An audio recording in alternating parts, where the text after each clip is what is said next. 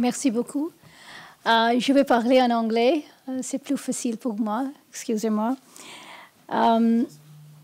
So the topic of my discussion today would be on the questions of peace and security that United Nations is entrusted with, the questions of international law, multilateralism, and the challenges of diplomacy that we see today.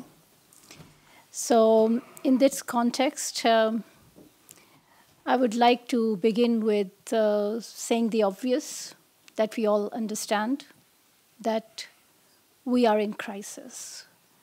We are facing multiple challenges, and there are wars and conflicts around the world which continue to grow.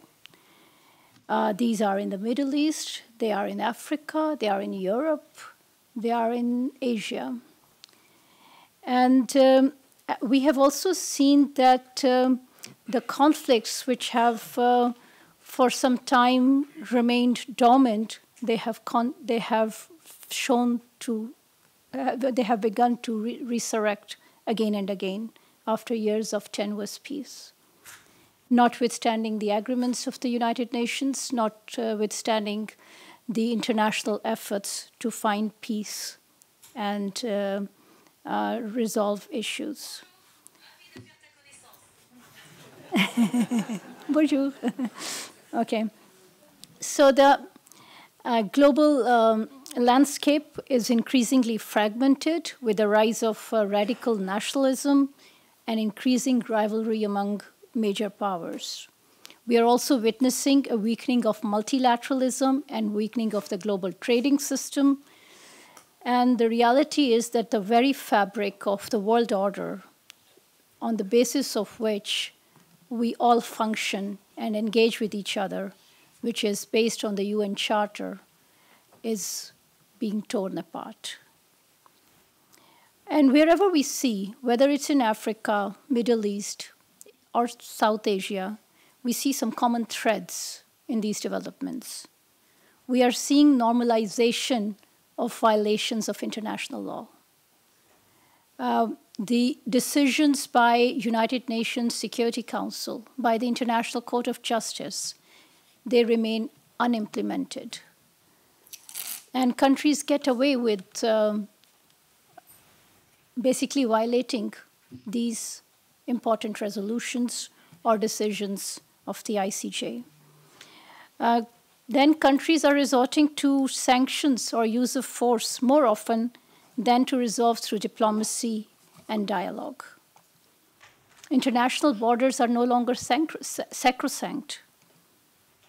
And the problems are become even more difficult to resolve when big powers, instead of upholding international law and UN Security Council resolution, become parties to the dispute. And that becomes even more difficult for the UN and for international bodies to take action. So in other words, the global leadership is in crisis. It has implications for diplomacy and for questions of peace. With war in Europe, Europe's interests are now closer to home, and their focus on international questions of peace and security have declined. And that is what we see in our region, and we see it in Africa, we see it in other parts of the world. And we are somehow missing that unified, strong voice of the European Union on matters of international importance, where it would stand for international law, for peaceful settlement of dispute, for supremacy of international human rights and humanitarian law. And with growing nationalism, ultranationalism that we see around us, we see countries are more concerned about their domestic priorities and less interested in playing a role for conflict resolution in other regions. And we are seeing a facing change of multilateralism, where we are seeing new security blocs which are developing. Countries are opting for what we call minilateralism. Instead of the big umbrella of the United Nations, we see minilateralism. New alliances are developing, new blocs are developing. It is us versus them, which is weakening the post-war architecture of the United Nations and the system, the global system on which it is based. The UN definitely has also failed to live up to its own promise. The confidence of the international community is therefore declining in the ability of the UN to resolve the questions of international peace and security. And it is, Africa, for example, has particularly suffered as the budget for UN peacekeeping has continued to decline, despite the fact that the conflicts are growing in Africa. And that is why we see serious challenges in resolving questions of peace and security through diplomacy. And no matter where we look, Africa, Europe, South Asia, or the Middle East, we can infer some key lessons that endemic conflicts can blow up anytime. Our dreams of prosperity and peace can only be realized with settlement of outstanding disputes around the world. Multilateralism and international law are critical because international law protects everyone, big and small states. And therefore, it is important for all of us to ensure that international law is upheld. And big powers have bigger responsibility. They can play a bigger role in resolving international disputes. And another important lesson we draw is that despite its weakness, United Nations is still the best system to resolve questions of war and peace. No other player in the world, no country, no organization has the ability or the international confidence to do so. So the United Nations has to reclaim its role and take action in questions of international peace and security. And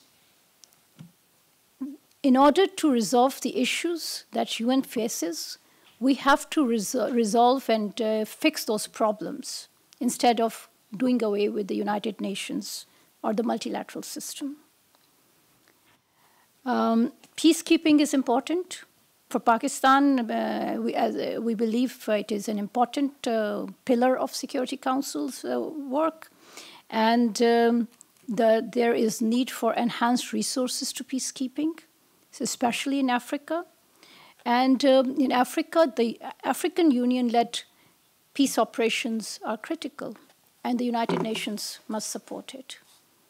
United Nations itself must become more democratic, representative, and accountable to member states so that small and medium states have as much confidence in this organization as the big or the permanent 5 members have. We should also make sure that states fulfill their obligations to the UN Charter. We should all do that. There should be zero tolerance policy for violations of the UN Charter. And as the Pact of the Future promises, international stronger action for peace and security, we have already committed to it. So this is where we together can work to ensure that international conflicts decline. We fulfill our responsibility to douse the fires of war as soon as the conflicts break out.